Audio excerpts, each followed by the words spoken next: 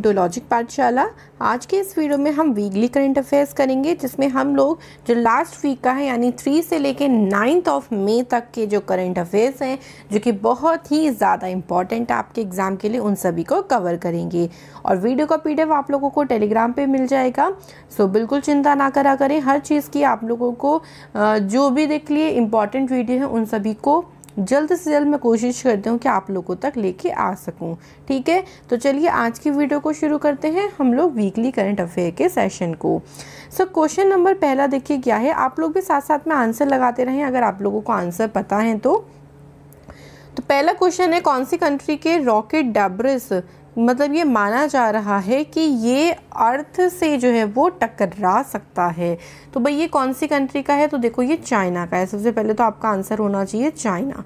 अब इसके बारे में बात कर लेते हैं। तो चाइना ने देखो कुछ टाइम पहले बोला था कि हम अपना स्पेस स्टेशन बनाएंगे भाई अपना अलग। तो उसके लिए चाइना ने जो पहला रॉकेट है, और इस रॉकेट का नाम भी आप लोगों से पूछ सकते हैं, तो रॉकेट का नाम क्या है, लॉन्ग मार्च 5B। ठीक है, रॉकेट का नाम भी अच्छे से आप लोग ध्यान रखेंगे।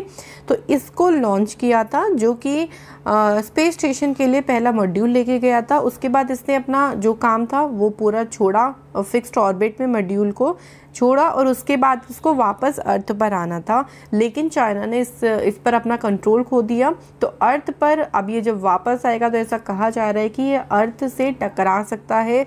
तो न्यूयॉर्क, मैड्रिड, इन इलाकों के आसपास जो है वो ये गिर सकता है और इससे काफ़ी नुकसान भी होगा। ठीक है, चाइना से देखो और इधर हम लोग थोड़ी चीज़ें ध्यान रखें, थोड़ा रिवाइज कर लेते हैं। तो तियानवेन फर्स्ट चाइना का जो है वो मार्स मिशन है। चाइना ने कुछ टाइम पहले फास्ट नाम से जो है वो वर्ल्ड का लार्जेस्ट रेडियो टेलीस्कोप डेवलप किया था। उसके अलावा चाइना ने कुछ टाइम पहले BBC न्यूज़ को बैन किया था। चाइना ने ही इंडियन ओशियन में सी विग ग्लाइडर्स को तैनात किया था। तो ये सभी चीज़ आप चाइना से ध्यान रखेंगे। इसके बाद देखिए अगला क्वेश्चन क्या है, how long has Poland recently announced to cease coal production. तो देखो यहाँ पे जो पोलैंड है उसने यहाँ पे एक अनाउंसमेंट करी है कि जो कोयले का उत्पादन है ना उसको वो बंद करेगा। और इसके लिए उसने कौन सा ईयर चुना है, तो इसके लिए उसने ईयर चुना है 2049।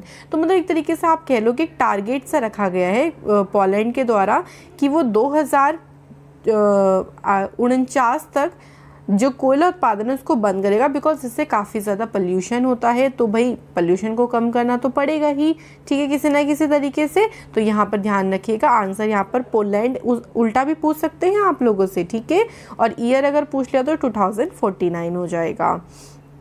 इसके बाद अगला क्वेश्चन देखिए क्या है, हाल ही में किस देश ने जलवायु परिवर्तन से निपटने के लिए हरित पहल या फिर आप कह लो ग्रीन इनिशिएटिव की शुरुआत करी है।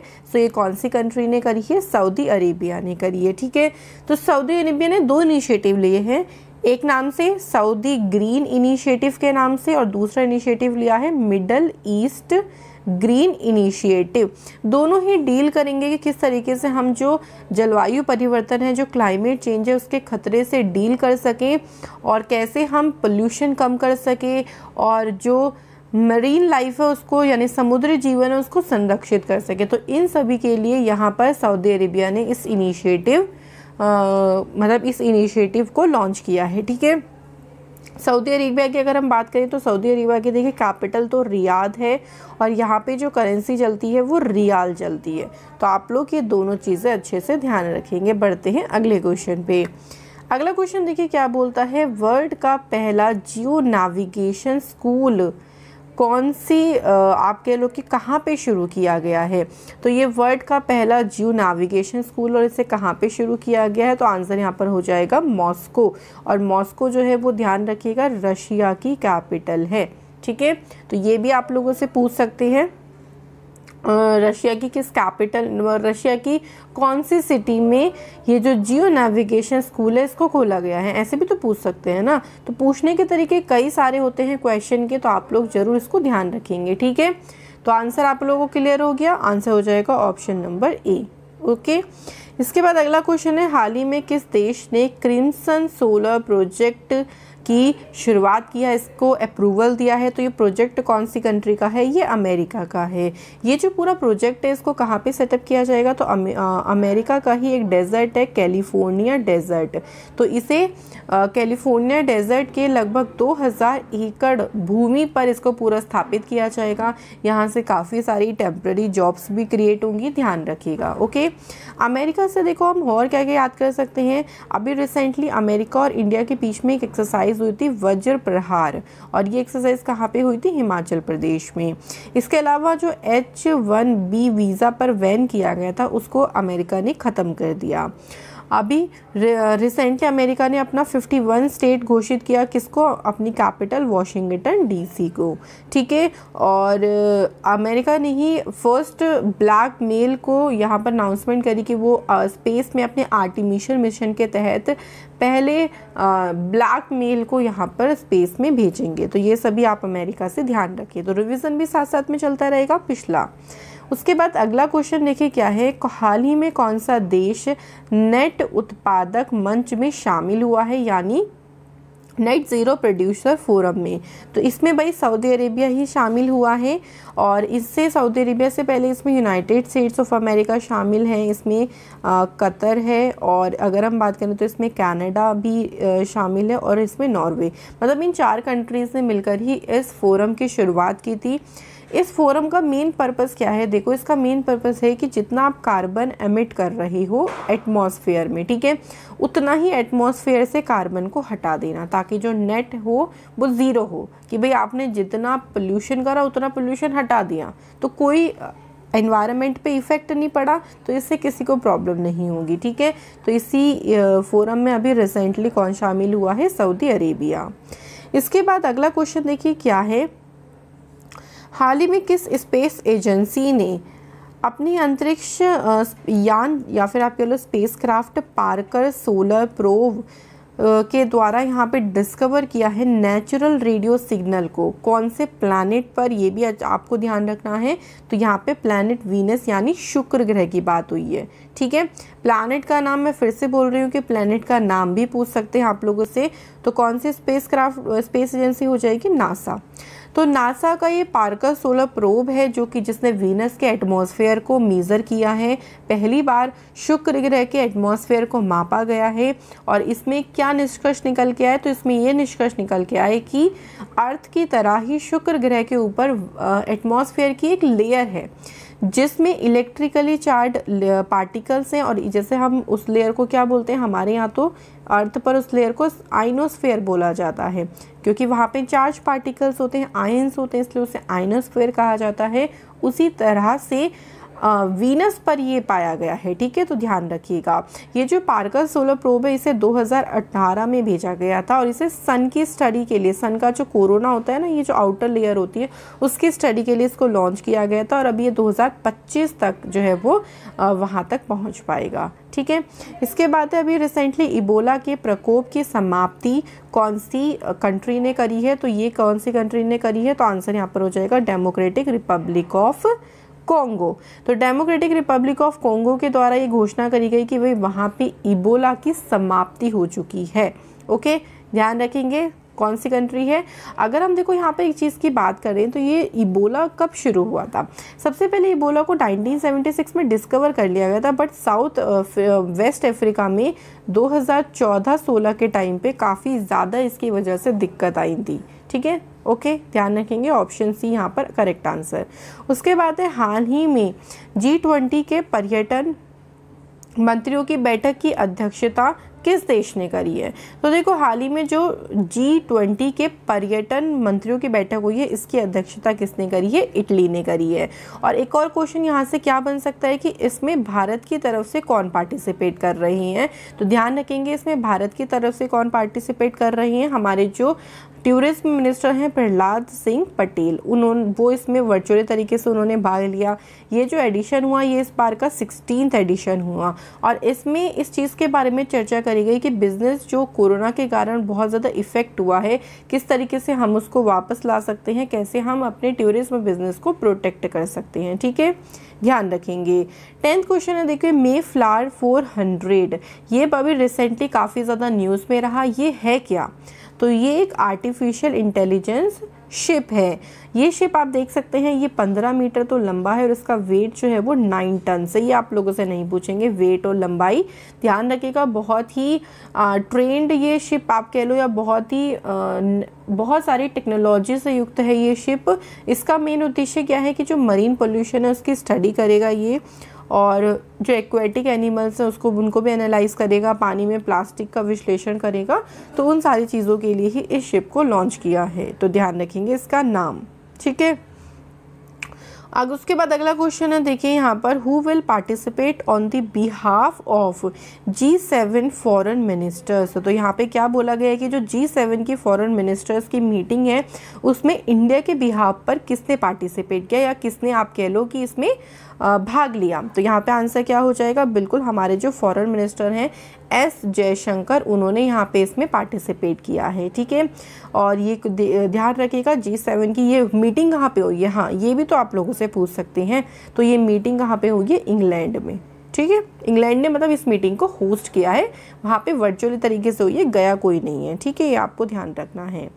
अगला क्वेश्चन देखिए क्या है, हाल ही में वैज्ञानिकों के द्वारा यूरेनियम का सबसे हल्का रूप खोजा गया है और इसको नाम क्या दिया गया, तो इसे यूरेनियम 214 नाम दिया गया है। इस यूरेनियम के जो आइसोटोप है इसमें प्रोटॉन के कंपैरिजन में न्यूट्रॉन्स ज़्यादा हैं। तो इसमें कई सारे इस पर एक्सपेरिमेंट किए गए, उसके बाद ही इसको बनाया गया, जिसका नाम रखा गया है यूरेनियम 214, ठीक है। इसके बाद है, किसने यूज्ड कुकिंग ऑयल पर आधारित बायोडीजल मिश्रित डीजल की पहली आपूर्ति को हरी झंडी दिखाई है। तो भाई पेट्रोलियम मिनिस्टर धर्मेंद्र प्रधान ने इसकी हरी झंडी दिखाई है।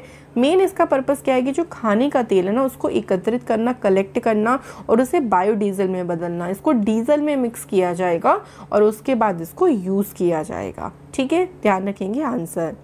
14 क्वेश्चन है, recently the government has reduced the IGST on import of oxygen cylinders to 28% by how much.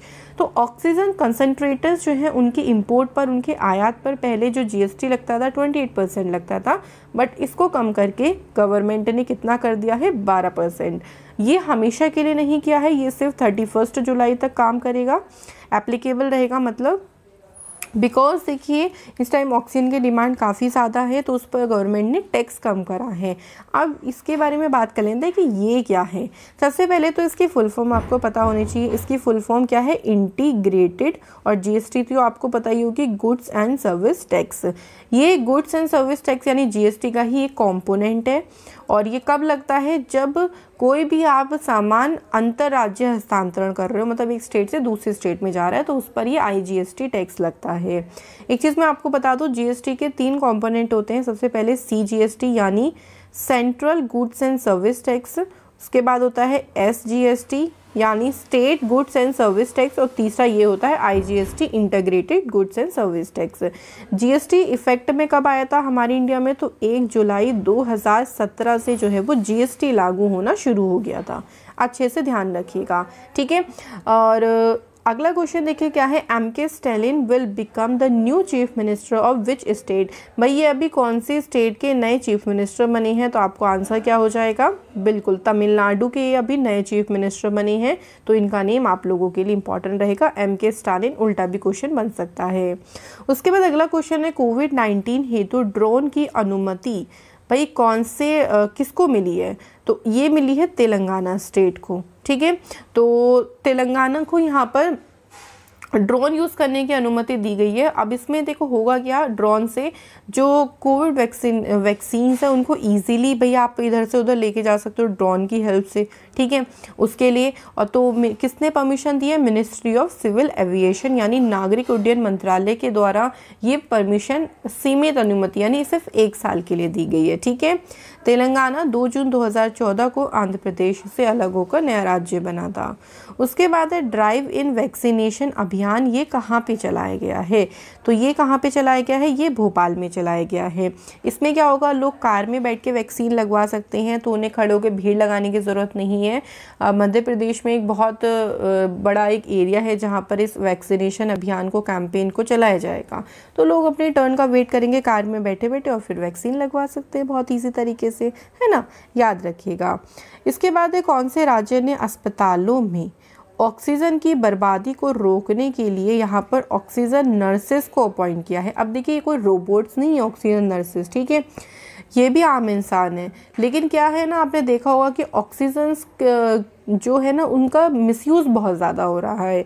तो भाई महाराष्ट्र की गवर्नमेंट ने ऑक्सीजन नर्सेस को अपॉइंट किया है। इनको स्पेशल ट्रेनिंग भी दी जाएगी नर्सेस को, ताकि ये ऑक्सीजन को किस तरीके से सेव कर सके, उस तरीके का मेथड ढूंढ सके, ठीक है। महाराष्ट्र से देखो, अभी आप याद कर सकते हो, यहाँ पे प्रिजन टूरिज्म शुरू हुआ था, फ्रेश फ्रूट मूवमेंट शुरू हुआ था, फ्रूट केक मूवमेंट, महा आवास योजना, महापरवाना योजना यहाँ पर स्टार्ट की गई थी, ठीक है, ध्यान रखिएगा। क्वेश्चन नंबर 19 है, which state government launched a 5-day campaign to identify covid patient in village? तो भाई गांव में कोविड पेशेंट की पहचान करने के लिए 5 दिन का कैंपेन कौन से स्टेट गवर्नमेंट ने शुरू किया है? सो यहाँ पे जो करेक्ट आंसर हो जाएगा वो हो जाएगा उत्तर प्रदेश।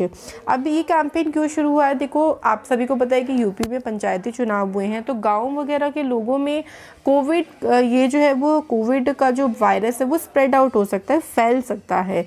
तो उन्हीं के आइडेंटिफाई करने के लिए यूपी में इन 5 दिन का कैंपेन शुरू किया गया है। इसके बाद है, भारतीय सेना ने किस राज्य में green solar energy harnessing plant को लगाया है? तो यहाँ पे करेक्ट आंसर क्या होगा, जल्दी से बताएं। ये भी ध्यान रखिएगा कि किसके द्वारा लगाया गया है। तो ये जो प्लांट है ये इंडियन आर्मी के द्वारा लगाया गया है, ठीक है। और ये कौन से राज्य में लगाया जाएगा? तो यहाँ पर जो करेक्ट आंसर हो जाएगा सिक्किम हो जाएगा, ठीक है। तो सिक्किम में ये जो प्लांट है वो लगाया जाएगा, ओके। और भारत ने एक लक्ष्य भी रखा है 2022 तक के लिए कि 155 गीगावाट की जो रिन्यूएबल एनर्जी है उसका उत्पादन किया जाएगा। क्लियर? चलिए अगले क्वेश्चन पे बढ़ते हैं। अगला क्वेश्चन है, भाई गोपा बंधु संबंधिका स्वास्थ्य बीमा योजना को कौन सी स्टेट गवर्नमेंट ने शुरू किया है? तो यहाँ पे आंसर हो जाएगा उड़ीसा।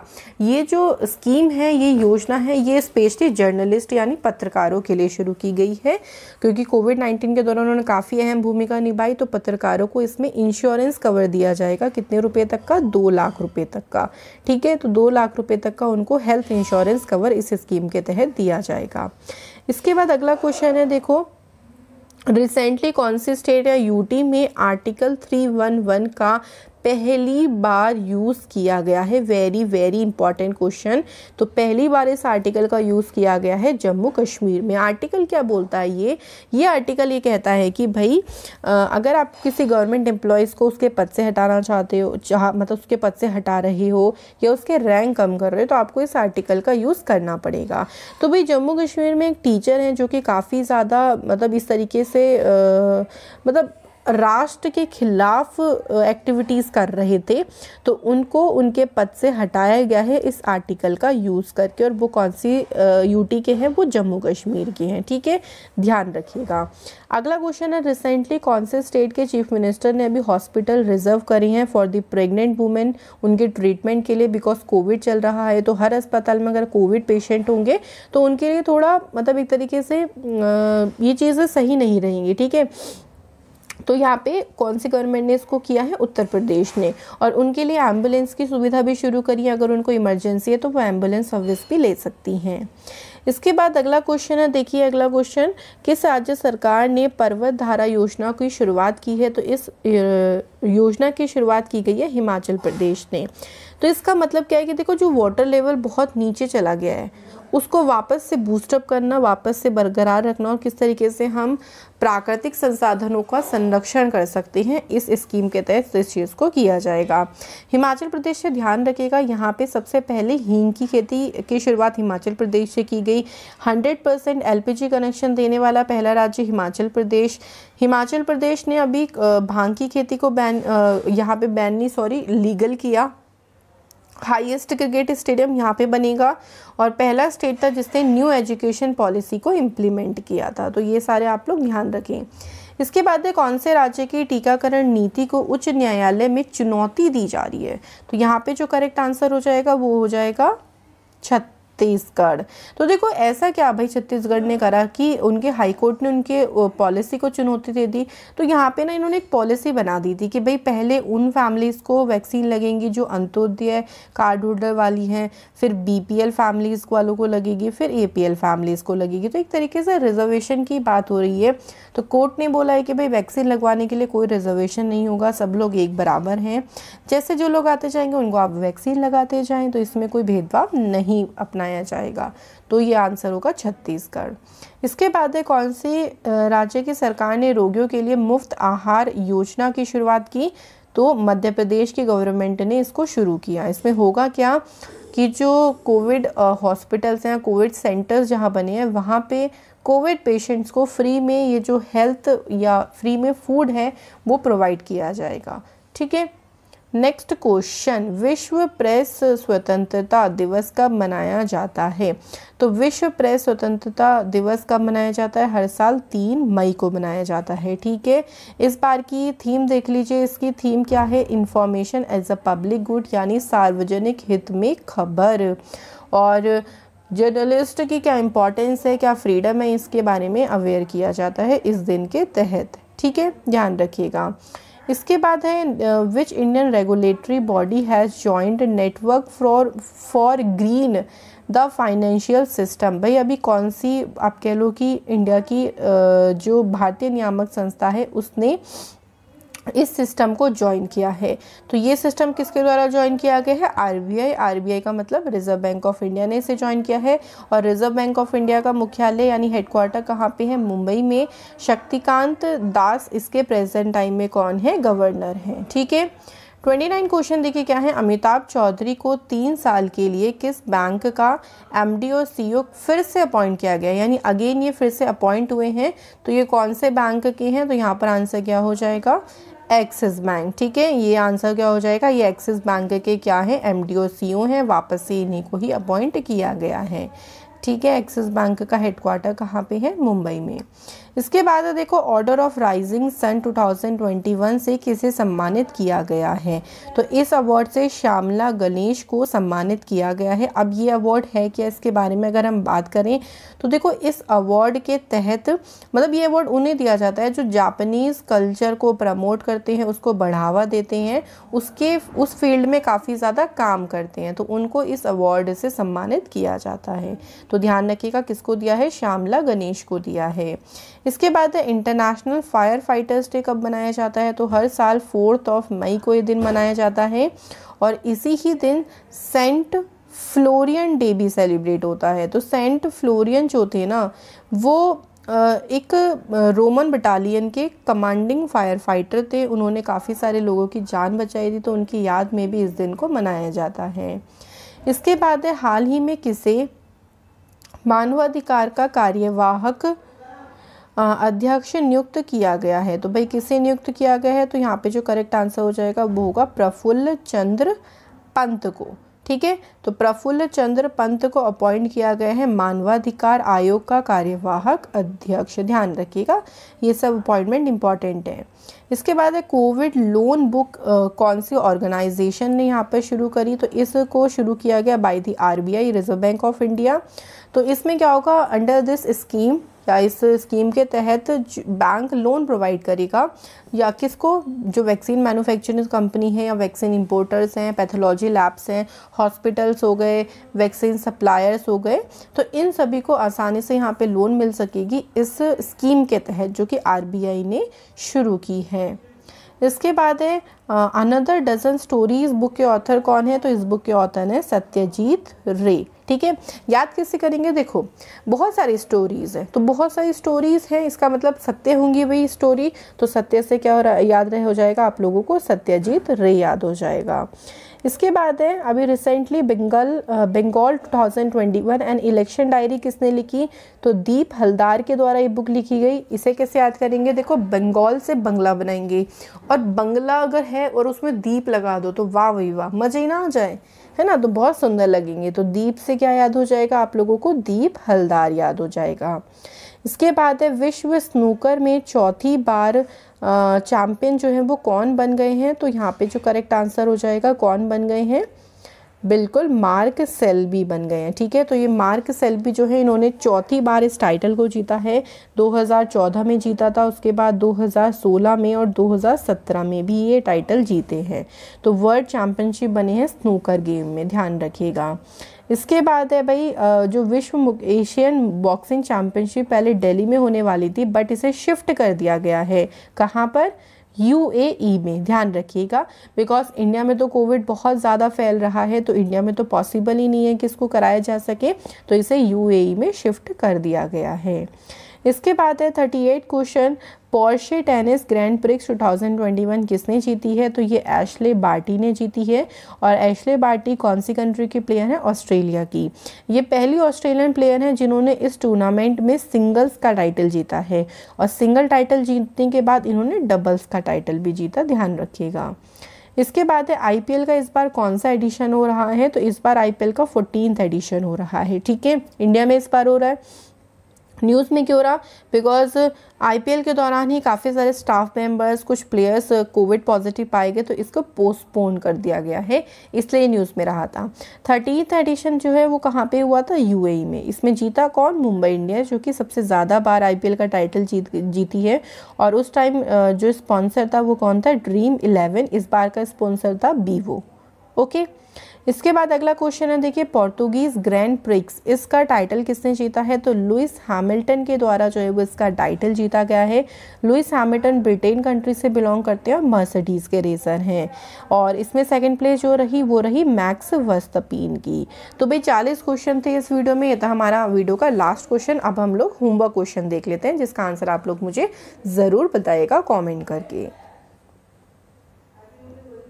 होमवर्क क्वेश्चन में देखिए हमारा पहला क्वेश्चन क्या है कि रिसेंटली उत्तराखंड स्टेट के हाई कोर्ट के चीफ जस्टिस कौन अपॉइंट हुए, तो इनका नाम बताना है। और कौन सी स्टेट गवर्नमेंट ने घाट ड्रिंकिंग वाटर स्कीम को लॉन्च किया। तो ये दो क्वेश्चन है जिनके जो आप लोगों के लिए है, जिनका आंसर आप लोग मुझसे ज़रूर करिएगा।